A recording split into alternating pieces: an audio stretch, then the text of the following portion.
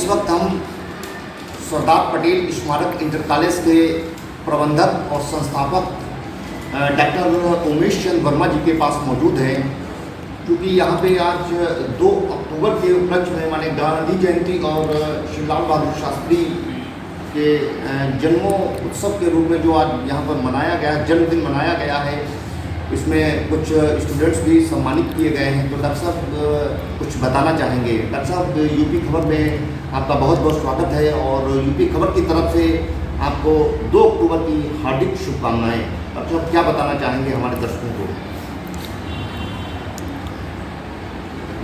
2 अक्टूबर को महात्मा गांधी की जयंती और श्री लाल बहादुर शास्त्री दोनों लोगों का जन्म 2 अक्टूबर को ही हुआ था, इसलिए दोनों लोगों की जयंती 2 अक्टूबर को मनाई जाती है। हमारे विद्यालय में भी 2 अक्टूबर की जयंती बड़े हर्षोल्लास के साथ मनाई गई और हर वर्ष मनाई जाती है। इस वर्ष जो है कोरोना काल चल रहा है, विद्यालयों में कई फंक्शनों के बाद ये पहला फंक्शन ऐसा पड़ा जिसमें बच्चे आए हैं। 2 अक्टूबर में बच्चों ने 2 अक्टूबर मनाकर बहुत मनोरंजन हासिल किया, खुशियाँ हासिल की और महात्मा गांधी और श्री लाल बहादुर शास्त्री के बारे में वक्ताओं ने अपने विचार रखे, उनके बारे में बताया, बच्चों ने सुना, बच्चों ने गीत गाए और कार्यक्रम आगे बढ़ा। इस कार्यक्रम को हमने जो हमारे कक्षा 12 का जो परीक्षा परिणाम गत वर्ष का रहा 2021 का, उसमें हमारे 2 बच्चे जेईई मेंस क्वालिफाइड किए हैं। देहात क्षेत्र के बच्चे हैं, बहुत सामान्य परिवारों के हैं।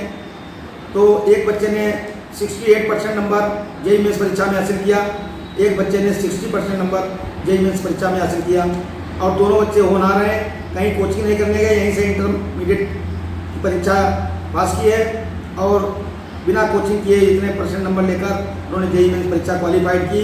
विद्यालय परिवार पूरा बहुत प्रसन्न है, सारा विद्यालय स्टाफ बहुत प्रसन्न है और विद्यालय की तरफ से बच्चों को प्रतीक चिन्ह दिया गया है तथा जो अध्यापक हमारे केमिस्ट्री के टीचर थे, बच्चों का सहयोग कर रहे थे, श्री राजकुमार वर्मा MSc केमिस्ट्री से हैं, उनको भी आज के दिन पर हम लोगों ने प्रोत्साहित किया है। तो ऐसे देहात के क्षेत्र में जो बच्चे बिना कोचिंग के बच्चे कोटा जाते हैं, कानपुर जाते हैं और लाखों रुपए खर्च करके तब वो क्वालिफाइड करते हैं, लेकिन हमारे बच्चों ने कहीं कोचिंग की है और विद्यालय की पढ़ाई से ही उन्होंने परीक्षा का जो हौसला हासिल किया है।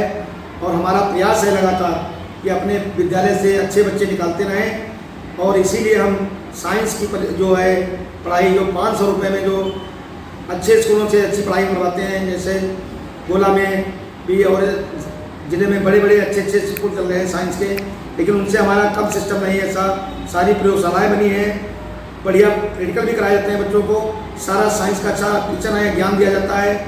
और इस वर्ष भी 2022 में बहुत दिन दूर नहीं है, आप लोग देखेंगे कि बच्चे हमारे बहुत अच्छे नंबर हासिल करके और इस क्षेत्र का नाम और अपने माता पिता और अपने गुरुजनों का नाम रोशन करेंगे। डॉक्टर साहब, बुकिश नॉलेज के साथ में प्रैक्टिकल नॉलेज किस हिसाब से आपके स्कूल में दिया जाता है, आप हमारे दर्शकों को बताएं। और ये जितनी भी महारत हासिल की गई है, जैसे आपके विद्यालय के 2 स्टूडेंट्स जेईई मेंस में क्वालिफाइड हुए हैं, कुछ ऐसा बताएं। कई हमारे दर्शक ऐसे भी हैं जो टीचर्स हैं, तो उनके लिए भी कुछ ऐसा करें जो फ्रूटफुल रिस्पॉन्स मिल सके, कुछ बताएं। जैसे बच्चे हमारे यहाँ सुबह समय से आते हैं सब, और आने के बाद हम बच्चों को 5 मिनट प्रतिदिन अपने खर्च करते हैं। बच्चों को कुछ न कुछ उनके उज्जवल भविष्य के लिए, उनके अच्छे संस्कारों के लिए 5 मिनट हम बच्चों को जरूर प्रतिदिन बताते हैं कुछ न कुछ, और अपेक्षा करते हैं बच्चों से कि ये जो उम्र है आपकी पढ़ने की उम्र है, इसमें गलत संगत ना आप करें, कोई गलत लोगों से ना मिलें, कोई ऐसा मित्र ना बनाए जिस मित्र से आपका जीवन नष्ट हो जाए।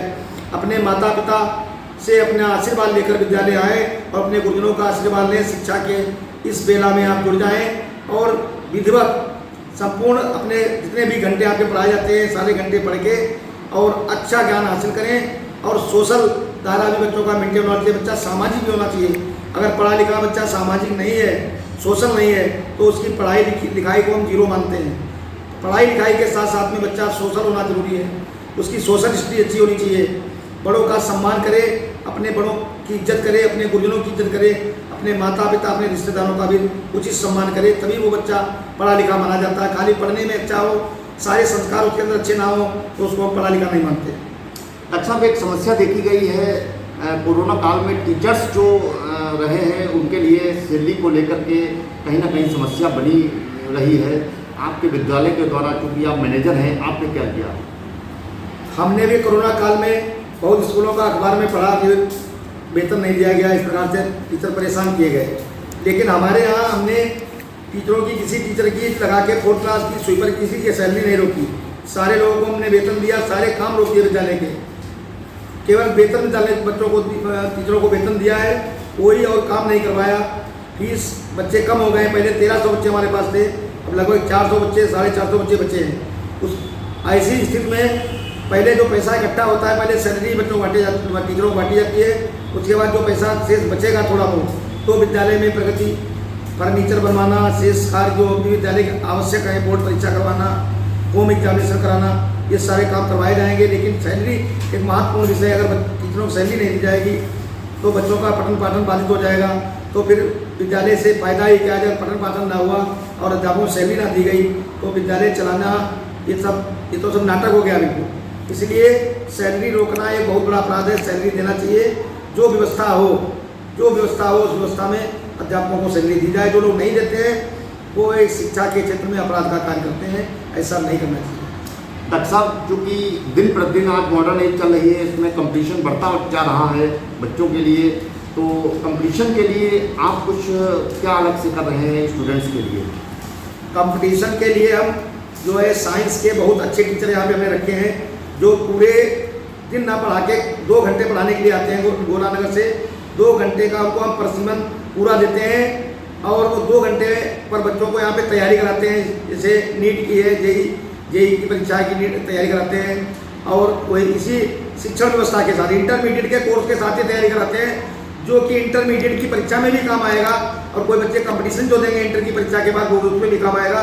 टीचर गोला से आते हैं और अपने पीरियड पढ़ा के, चाहे केमिस्ट्री के हो, चाहे फिजिक्स के हो, चाहे जूलॉजी बॉटनी के हो, जो अच्छे सब्जेक्ट हैं, महत्वपूर्ण सब्जेक्ट, उनके टीचर हमने एक्स्ट्रा लगा रखे हैं। और जो टीचर पूरे डे पढ़ाता है वो टीचर अलग है, जो तैयारी कराने वाले टीचर हैं वो अलग है।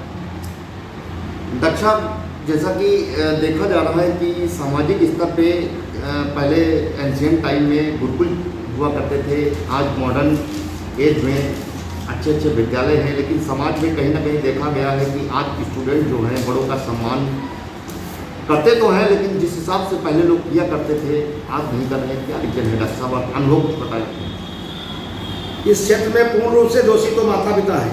माता पिता बच्चों को जो ज्ञान देना चाहिए, बच्चा बड़ा हो जाता है, घर पे रहता है, सबसे पहले उसकी जो गृह शिक्षा है वो माता पिता ही देते हैं, और सबसे ज़्यादा रोल माँ का होता है, उसके बाद पिता का रोल होता है।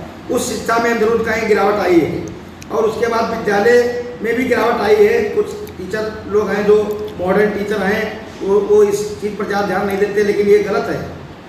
गुरु जो होता है, गुरु को गुरु वाला कार्य करना चाहिए। गुरु का कार्य होता है कि बच्चे को, एक बच्चा है उसको पूरा विधिवत, उसको संस्कारों से लाभ देना चाहिए, इसी को गुरु कहते हैं। उसके सारे शरीर में झलकना चाहिए कि वो एक संस्कारी बच्चा है।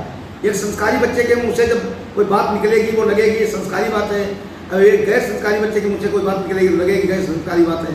तो अध्यापकों का भी रोल बहुत है, मैनेजमेंट का भी रोल है, विद्यालय का भी रोल है, माता पिता का भी रोल है, लेकिन ज़्यादा रोल माता पिता का। बच्चे बिगड़ते हमेशा है माँ बाप से ही।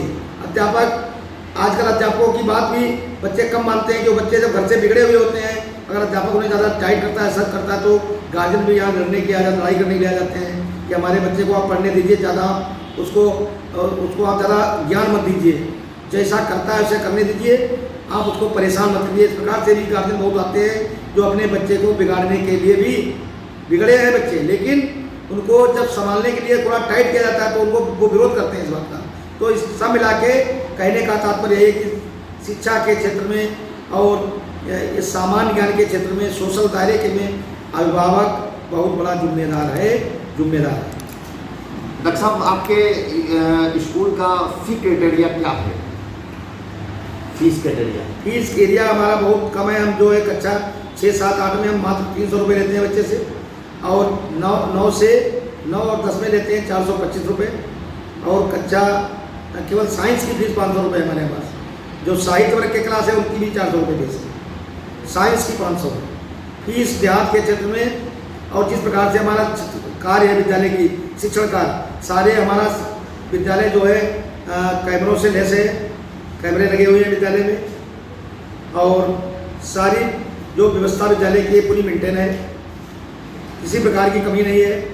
पेयजल की बहुत अच्छी व्यवस्था है, जनरेटर की व्यवस्था है, लाइट सब पूरे कमरों में पंखों की व्यवस्था है, लाइट लगी हुई है, सब जनरेटर की व्यवस्था है और व्यवस्था में हम किसी से कम नहीं है। यह देहात की विद्यालय है और देहात में इतना पैसा लोगों का नहीं होता है कि वो बहुत लंबी चौड़ी फीस दे पाएँ।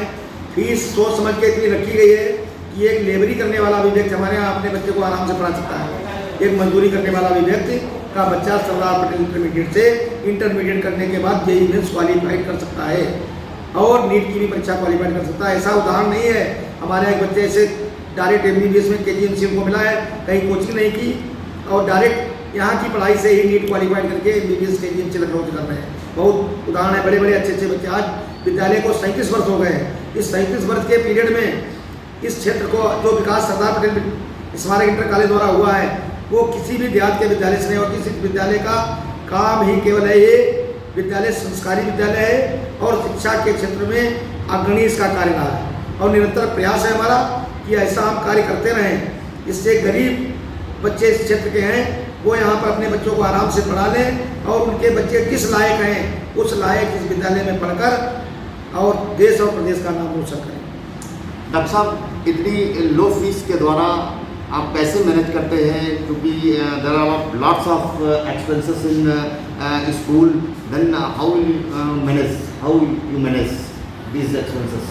ऐसा है, जो शुल्क हमारे यहाँ आ जाता है वो पहले तो हम सैलरी बांटते हैं, बाकी थोड़ा बहुत दान फंड भी आ जाता है।